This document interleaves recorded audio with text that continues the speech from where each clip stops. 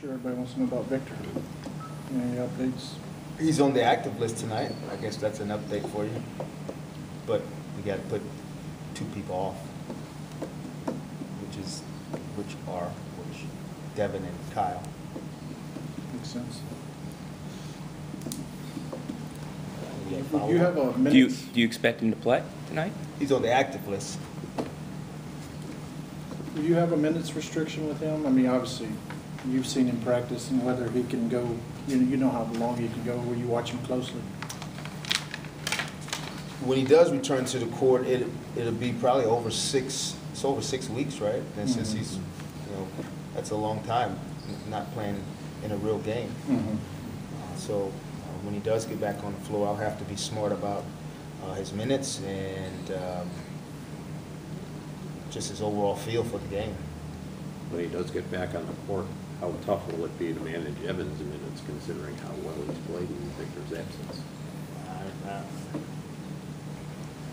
When we get whole, we'll worry about kind of rotations. We're still missing. We're not whole yet, and once we get whole, then we'll worry about rotations and minutes. And it's not necessary to say that Victor's minutes will impact Evans. What about Evans playing, especially in these last 5 games?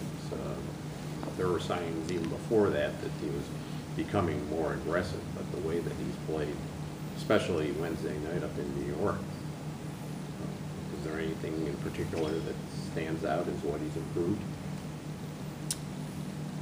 I think overall we've just tried to put him in a position like all of our players to find success.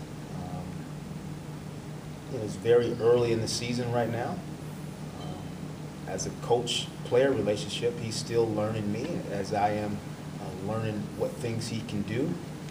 You always hope that you can put a guy in a position to have success, and he's taking advantage of the opportunities. And I think his teammates are learning what he's capable of doing, and he has a great confidence level right now. Jacque, everybody's body reacts differently to injuries. Kyle's ankle, did you guys know it was that bad? Was it a bad grade sprain, or has this been kind of a surprise how long it's taken him to get back? I mean, dealing with pain. Well, I think every player responds differently to different injuries.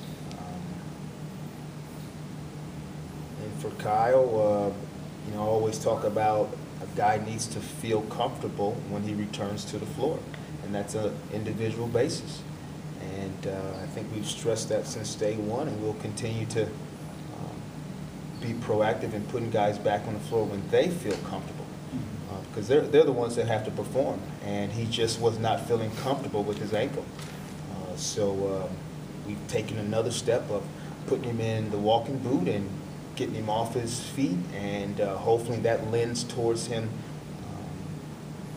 not traveling with us the next trip, and all those things will add up, and staying home and getting rehab here, and hopefully that adds to him finding a comfort level soon. How has Channing progressed in the past 8 games, going from not having played with his teammates at all to now he's got his percentages up to 46% and 42 from behind the arc? How's he looking? Early he just, he basically had no preseason with his teammates,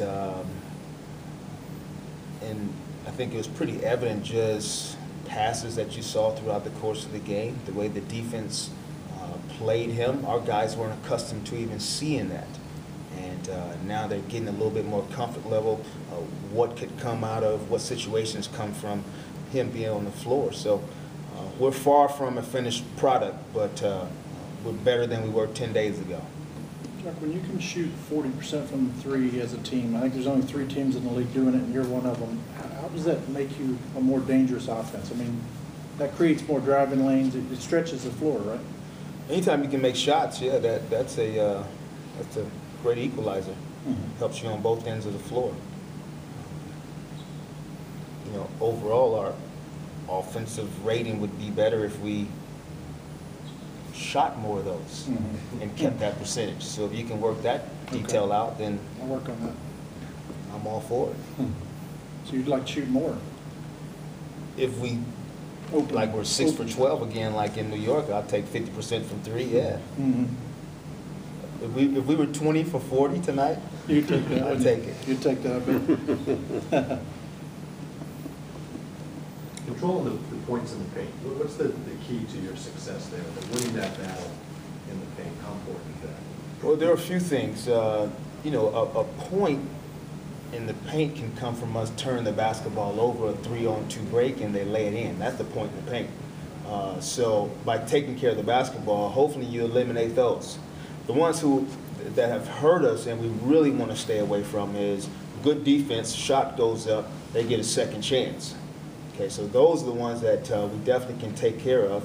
And sometimes that is compounded by just flat out one-on-one, and my guy drives by me and help defense comes over, and now it's just basketball. If they're more athletic than us, then they have a chance to get the basketball. So we'll be tested tonight against an athletic team that at the end of the day when the play breaks down, Brandon Knight, O.J. Mayo, a lot of guys can break you down off the dribble. Everyone good? Thank you. You got it. thanks.